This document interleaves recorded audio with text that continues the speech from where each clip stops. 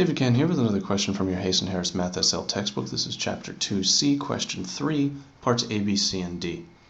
And we're asked to consider this sequence, 6, 17, 28, 39, 50, and we're asked to show that it's arithmetic. Well, to be arithmetic, there has to be a single common difference between every term. So between 17 and 6, the common difference is 11. But what about between 28 and 17? Well, it's also 11. What about between 39 and 28? It's also 11. Between 50 and 39? Also 11. So what we see is that between every term we're adding the same amount. And this makes the sequence an arithmetic sequence.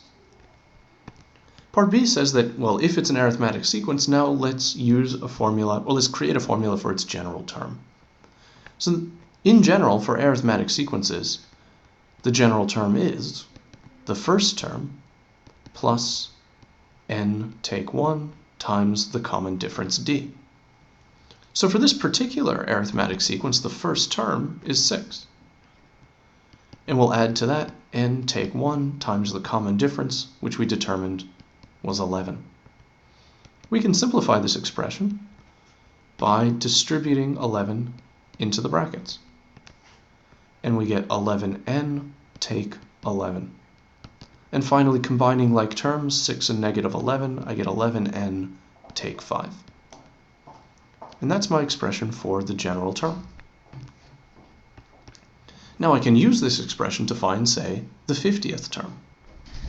So the 50th term comes when n is 50. So that's 11 times 50 take 5. 11 times 50 is 550, take away 5 is 545. So 545 is the 50th term.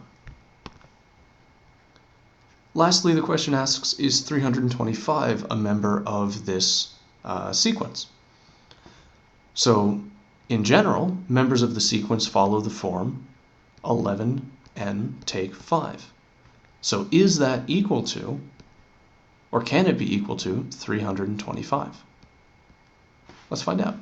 Let's add 5 to the other side, and we'll get 330 equals 11n. And we'll divide by 11, and we'll find that n equals 30. What that means is that the 30th term is 325.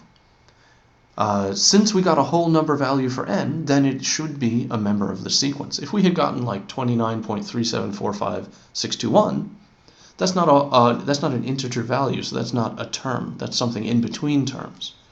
So if we got a decimal value or a fraction or an irrational number, then we would know that 325 was not a member. But because we got an integer value, we can say, yes, 325 is the 30th term.